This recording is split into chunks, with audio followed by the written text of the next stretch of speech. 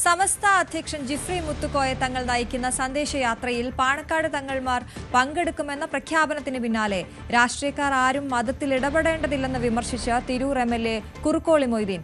സമസ്തയെ തങ്ങളുടെ കീശയിൽ ഒതുക്കാമെന്ന ആരും ഒരു രാഷ്ട്രീയക്കാരും കരുതേണ്ടതില്ലെന്നും സമസ്ത ഒരു രാഷ്ട്രീയത്തിലും ഇടപെടാൻ പോയിട്ടില്ലെന്നും കുറുക്കോളി മൊയ്തീൻ പറഞ്ഞു.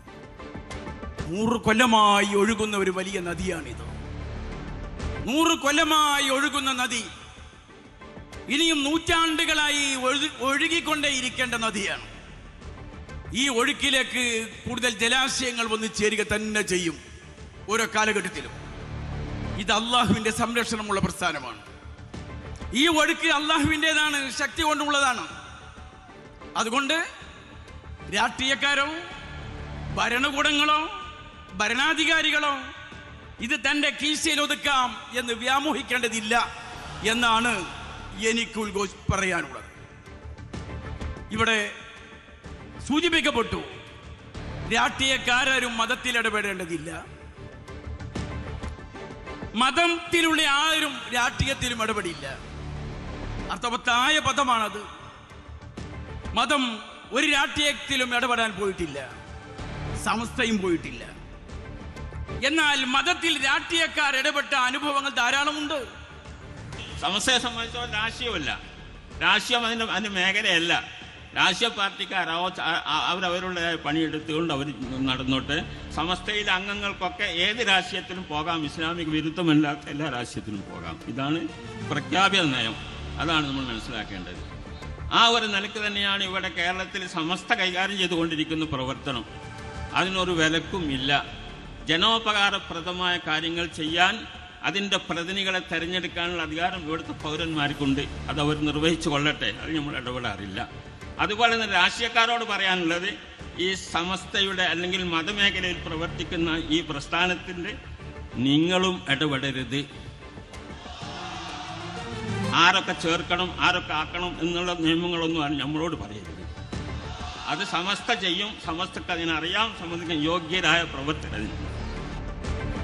CV അനുമോദ് വാർത്തയുടെ വിശദാംശങ്ങളുമായി ചേരുകയാണ്. Anumod, good morning. ഇന്നലെ ജിഫ്രി മുത്തുക്കോയ് തങ്ങൾ പറഞ്ഞ വാക്കുകൾ നമ്മൾ കേട്ടതാണ്, വ്യക്തമാക്കിയിരുന്നു അദ്ദേഹത്തിന്റെ നിലപാട്. അതേസമയം ഇപ്പോൾ കുറുക്കോളി മൊയ്തീന്റെ ഈ വാക്കുകളിൽ നിന്ന് എന്താണ് വായിച്ചെടുക്കേണ്ടത്?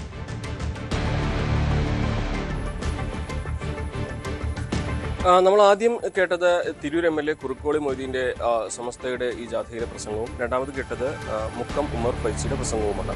നമുക്കറിയാം, ഈ ഒരു സമസ്ത ലീഗ് ഒരു മഞ്ഞുരുക്കം നടക്കാത്ത സാഹചര്യത്തിലാണ് സമസ്തയുടെ ജാഥ തിരുവനന്തപുരത്ത് തുടങ്ങുന്നത്. പാണക്കാട് സാദിഖ് ഷിഹാബ് തങ്ങളടക്കമുള്ളവർ അതിൽ പങ്കെടുക്കാതെ മാറിയെന്നത് വലിയ തോതിൽ ചർച്ചയായിരുന്നു, വിവാദമായിരുന്നു. ഇന്നലെ ഈ ജാഥ തിരൂരിലെത്തിയപ്പോഴാണ് കുറുക്കോളി മൊയ്തീൻ MLA അതിൽ പങ്കെടുക്കുകയും നേരത്തെ സൂചിപ്പിച്ച കാര്യങ്ങൾ പറയുകയും ചെയ്തു. ഇതിൽ പ്രധാനപ്പെട്ട കാര്യത്തിലേക്ക് വരികയാണെങ്കിൽ, നമുക്കറിയാം സമസ്തയും ലീഗുമായിട്ടുള്ള പ്രശ്നങ്ങൾ അത് പരിഹരിക്കാനുള്ള ശ്രമങ്ങൾ ഇപ്പോഴും തുടർന്നുകൊണ്ടേയിരിക്കുന്നു. പക്ഷേ ഒരു വിഭാഗം, സമസ്തയിലെ ഒരു വിഭാഗം ലീഗിനെ നിശിതമായി വിമർശിച്ചുകൊണ്ടേയിരിക്കുന്ന സാഹചര്യമുണ്ട്. ആ ഒരു ഘട്ടത്തിലാണ് തിരൂരിലെ MLA ആയ കുറുക്കോളി മൊയ്തീൻ ഈ വിഷയത്തിൽ അദ്ദേഹത്തിന് അഭിപ്രായം പറയുന്നത് എന്നുള്ളത്.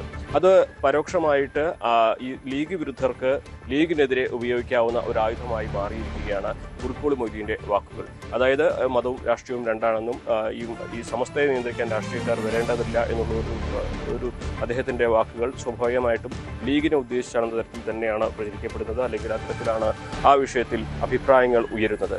ഇത് സംബന്ധിച്ച് കുറുക്കോളി മൊയ്തീൻ അദ്ദേഹത്തിൻ്റെ അഭിപ്രായം വ്യക്തമാക്കി കഴിഞ്ഞിരിക്കുന്നു. അദ്ദേഹം നേരത്തെയും സമസ്തയുമായി ബന്ധപ്പെട്ട പ്രസ്ഥാനങ്ങളിൽ സജീവമായ ഒരു പ്രവർത്തകൻ കൂടിയാണ്. അദ്ദേഹം കഴിഞ്ഞ തവണയാണ് ആദ്യമായിട്ട് MLA ആയത്. അതിനു മുമ്പ് അദ്ദേഹം സമസ്തയുടെയും മറ്റ് ഈ പ്രസ്ഥാനങ്ങളുടെയൊക്കെ ഭാഗമായിരുന്ന വ്യക്തിയാണ്.